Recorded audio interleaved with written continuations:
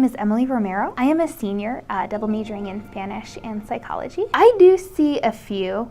There's a tendency for the shrubbery on campus to hang way past the point where it should be, and I can very easily visualize, not even just with blindness, I can very easily visualize a part of a wheelchair getting caught up in that, or just the sidewalk, the available walking space being too narrow to accommodate a wheelchair or other adaptive equipment that a person might be carrying because that shrubbery is just hanging too far. Another one that I heard through the grapevine, folks find it inconvenient to get into the library, which I can totally understand because it's you know, the steps aren't very steep, but they wrap around and they're still much too steep for someone to go up in a wheelchair or probably safely using crutches. And I've heard it, but not actually seen any incidents where a person was struggling, although I know they do occur. My name is Maria Carew Chamberlain. I am a senior undergrad studying history, mainly seen it pertaining to buildings, and in particular one is the inaccessibility of the library, because some may say that it is ADA compliant, but in actuality it really isn't, because you know anything about it, and I've used that door a couple of times because I have cerebral palsy, and you have to lift up a phone to get into that library, and it's very inaccessible. I made a club this year, Disability Awareness Alliance, and some of my friends in that club have spoke to me about issues around campus. The library is a big issue, and also the dorms can be also very inaccessible, because if you know anything about our dorms, they're like 50, 60 years old, and they don't have elevators, and so it causes an issue. Work to address them and leave in appropriate manner. It's a struggle, but it's definitely something that is being improved at Regis slowly.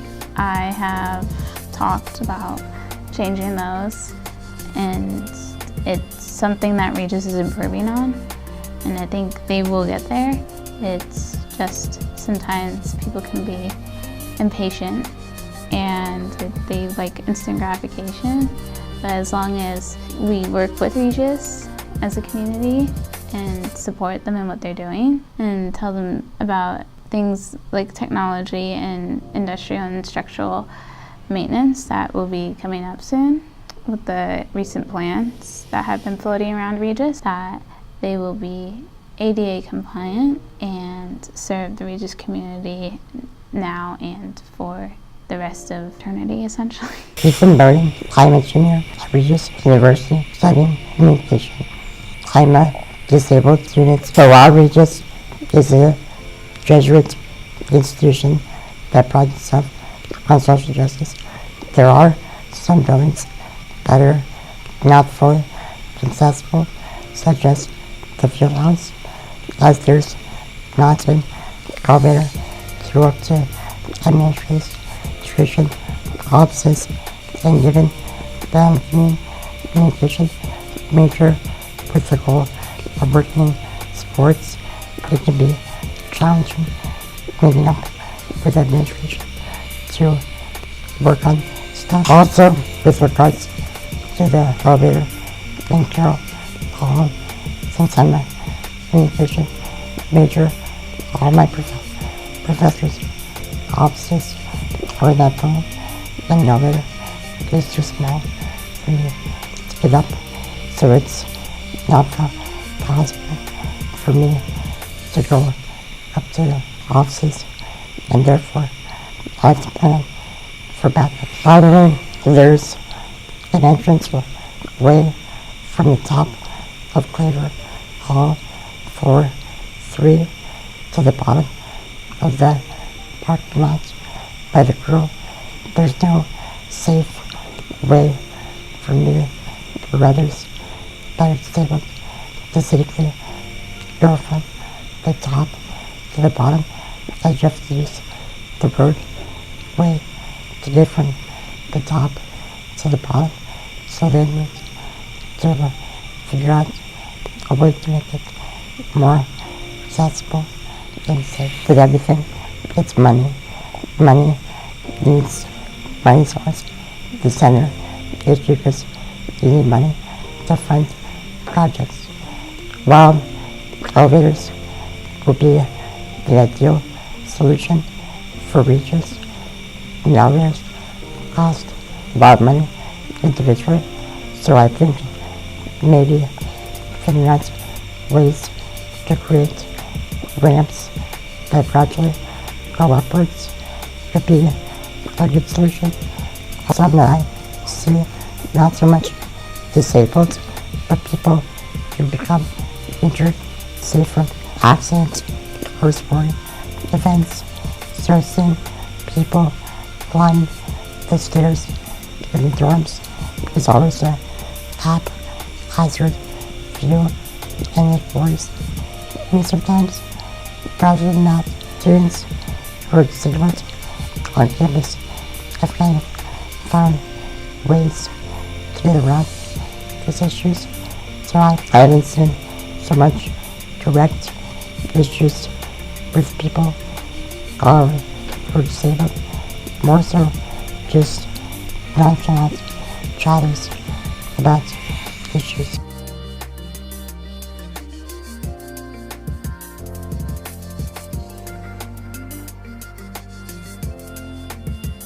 It is important to promote awareness of the need for access for all persons who come onto campus, particularly those with disabilities, because we are in a very, very intense time of innovation in human history. And we are now getting into our new 10-year plan on campus to sort of grow the university, and it's really important to be aware of access needs now, because the design of buildings and the other physical changes that are implemented on campus are going to have effects on every single student who comes into this school for the next 10 years and very, very likely beyond. So we need to make sure that, because we're committing to a lot of physical changes on campus, that those changes, which are going to affect everyone for a long time to come, are changes which allow this to be a physically inclusive environment. We're not really going to have so many opportunities to do renovation maybe in 10 or 15 years because we'll have just completed this one. We need to make sure we're making accessible renovations now to make sure that everyone who comes in the next 10, 20 years has access. It's just such a far-reaching impact across time that these are going to have. I would say the reason why it's something that needs to be voiced and needs to be advocated for, even if you aren't disabled, it's because you never know when you will be moved or affected by someone who is disabled, or at some point in your life you might become disabled. So by being able to help with advocacy groups like ADAPT or ally with the Students Disability Awareness Alliance at Regis, it will inform people about the issues that go on within the disability community, and the continuation of having allies allows this to be heard and to get things to change. Without that, things will never change in society, because you need allies in order to make a big impact. I'm disabled, so that makes the one reason to be involved. But also, I think this whole process is something much bigger than just myself. We're an institution that prides herself on social justice and having equal access for all. And so I think it's not just me, but I'm trying to help raise awareness for others who are too afraid or too shy to speak up for actions.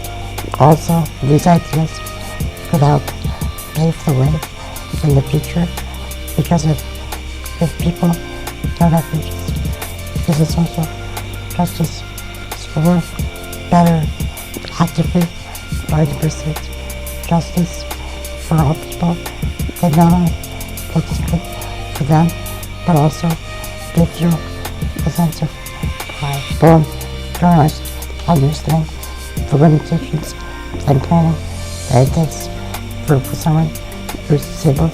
Somebody, I think, for instance, going to the library who's not disabled by it, they can just walk up the stairs and everything is cool. Whereas someone like me has to ask people for help, then go through the back doors, open the door, pick up the phone, and call people to open the door. So I think it's also an anxiety factor because if people are more shy or not so comfortable asking for this help, it can diminish their integrity and confidence. I want to tell everyone that this shouldn't be a two-way fight. This issue has been ongoing, and it may take years for Regis to become fully accessible. But I think if we start talking about it now and working together on projects of this nature to help solve this issue, we'll be better in the long run.